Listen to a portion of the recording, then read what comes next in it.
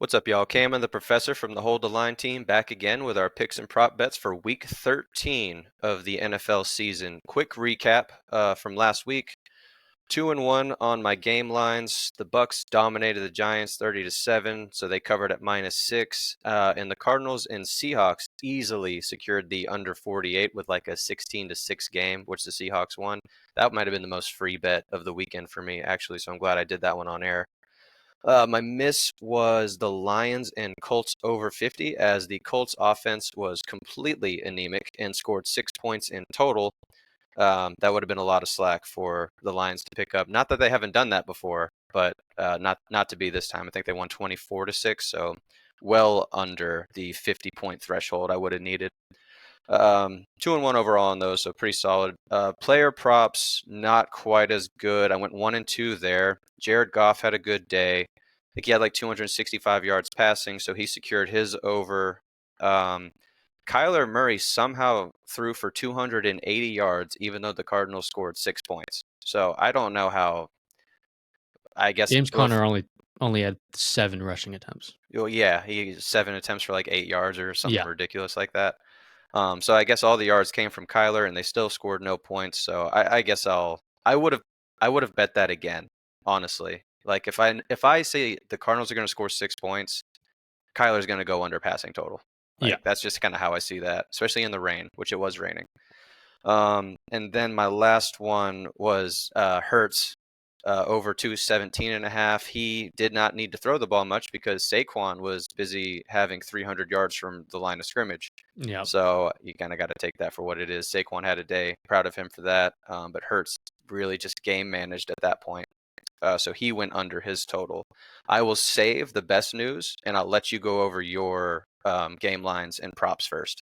All right. Game lines: Broncos -6.5. The Raiders tried to do a backdoor cover. They were on like the 2-yard line. It And was a nail biter. yeah, it was a nail biter, but we got the stop. Desmond Ritter isn't good at football. Yep. Texans -7 versus the Titans. They didn't even win the football game. Um, it was weird. The Titans looked good offensively, but then also like had multiple turnovers. Will Levis gave us another moment of sprinting head down, trying to get the pick six guy. Didn't even come close. And then Buccaneers over 23.5 points. I thought they were going to sell because they scored a touchdown that would originally make it 24 points, but then missed the PAT. So I was like, okay, that's how we're going to lose. They're going to get 23 points. But then they scored another touchdown. So we're good. And then, so 2-1 on those. Player props. Nico Collins over 15 fantasy score was the most free thing ever. He hit that, I think, almost in the first half. I think it was And the then first half. little unlucky on the next two. Brian Robinson over 69.5. He got hurt in the first half and didn't return. So we counted that one as a push because Bovada would have Yep.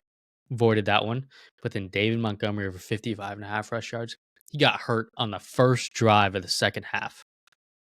And so he played in the second half technically, so doesn't count as a void. Historically, that's how they go. Is like if they only play the first half, you'll get the push for it. But if they any snap in the second half, and it's done for. So annoying. So just yeah. unlucky on that one. So 1-1 overall in the week on player props. But the best news, had to save this one. The streak is over. Touchdown props hit on both fronts. Baker Mayfield on my end is like an 11-yard scramble. Heck of a play, honest, like a highlight play, like vaulting Jumped into over the a end man. zone. He vaulted in the end zone. I vaulted in the air. Everyone vaulted.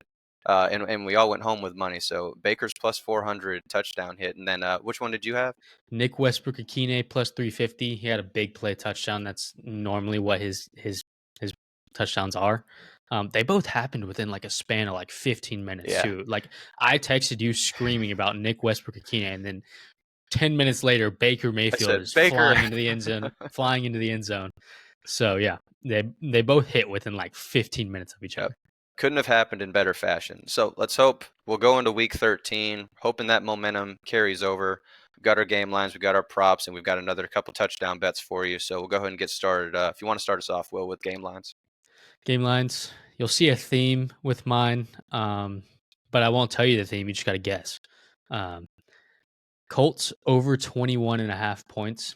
I was impressed by Anthony Richardson last week, regardless of the 6 points. He had so many plays called back due to penalties, and I think multiple drops. He was facing a tough Lions defense. I think the Patriots will be a lot easier for him. I think he has a very good rushing game as well. Um, and I think Jonathan Taylor will be back as well, and have a good rushing game. Good.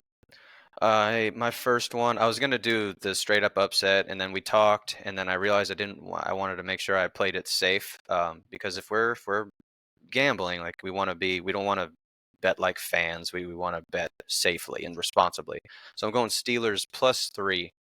They're going to cover the 3 point. I think this game against the Bengals is going to be close. The reason I wanted to go with the money line is because the Bengals love losing close games. They're really good at it.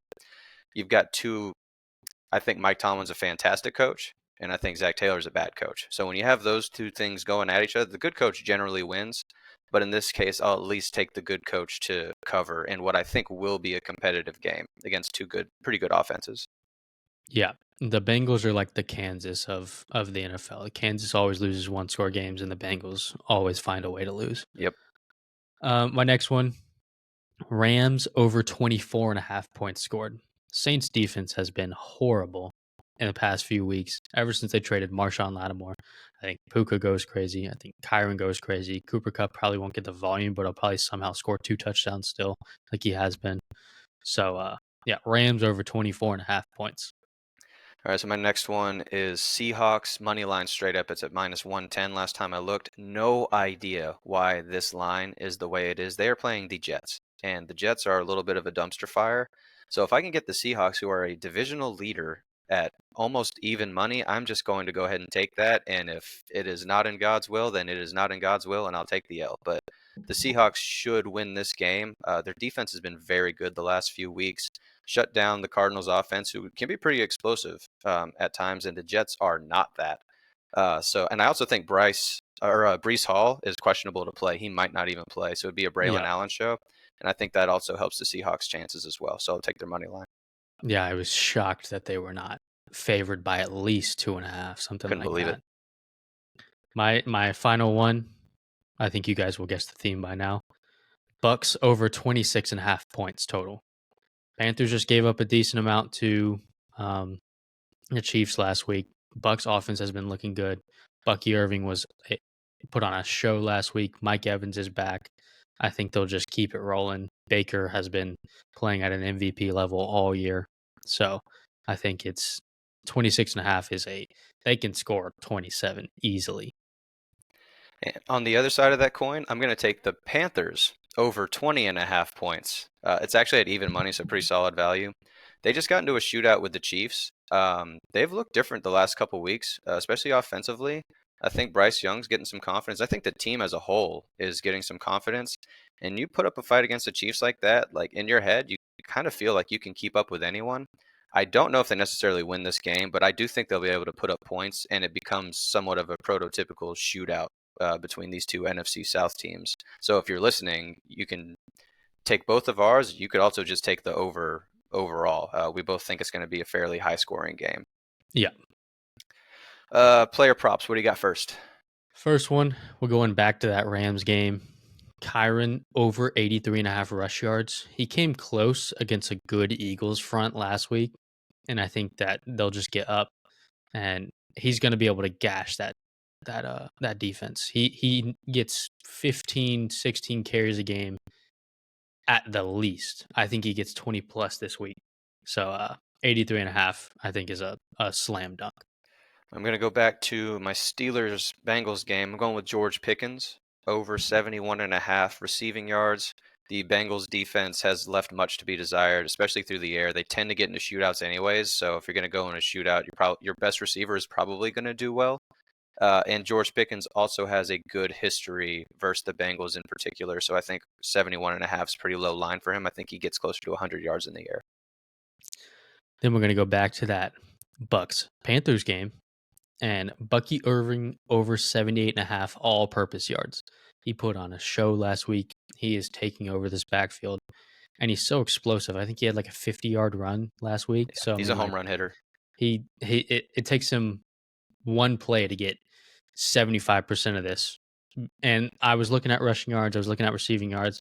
I just think that he can do both.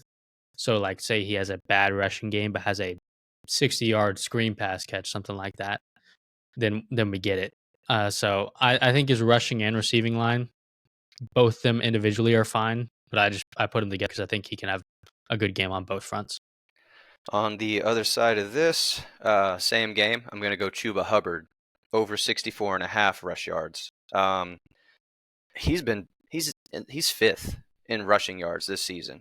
His offensive line is solid. I think they're going to get into a game where both teams can move the ball. I think they're going to utilize, if they want to stay in the game and not have to play catch up, the Chuba's going to have to run, and I think he's going to be able to against this defense that tends to give up a fair amount of yards and a fair amount of points. I feel he's going to stay hot over 64 and a half. Not a super high for a guy that's gone over 100 rush yards a few times this year, so I like the over there for Chuba. Yeah. My last one, it's 100% hit rate in his last 5 games. And I think he's just building a rapport with his rookie quarterback. And he's the clear cut option one because they also cannot run the football to save their lives. Cortland Sutton over 65 and a half. What more do I have to say? They can't run the ball. Bo Nix is playing like the rookie of the year. So I mean, I'm gonna take 65 and a half receiving yards every day of the week. Yep. If nothing else, the statistics say you should just take the Cortland Sutton over every single game. And so Yeah. I probably will until he proves me wrong. My last one is one that statistics may not agree with, but I do my due diligence. I do a lot of research. We're going to go Kenneth Walker over 62 and a half rush yards. Mike McDonald had a press conference. He said that his run game, he really likes what he's seeing on tape.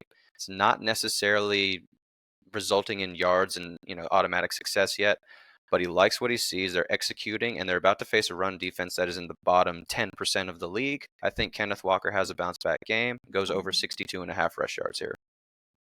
Last one. All right, touchdown. We got a streak now, so we got to keep the streak going. What do you got Yep. for us? I think we're both gonna get it again. Yep. Probably gonna happen within 5 minutes this time. Um, Mine going to a big play guy, but also has scored a touchdown this year. John Mechie. He's working in the slot a lot for the Texans. I think they'll score a lot against the Jaguars as well. And they've been a good offense all year. CJ Stroud may not look as good as he did last year, but it's still CJ Stroud. So I'm going to go John Mechie touchdown plus 550.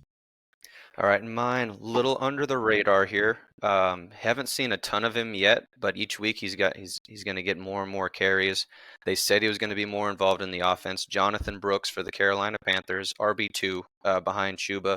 I think both of these guys have good games, and I think Jonathan Brooks finds the end zone for the first time this season. I just think it's a good time for him, especially after hearing a lot of the talk saying that it's not, Chuba's obviously going to carry the load. He signed the contract, but you're going to see 6 to 8, maybe 10 carries from Brooks if they really do a good job of establishing the ground game.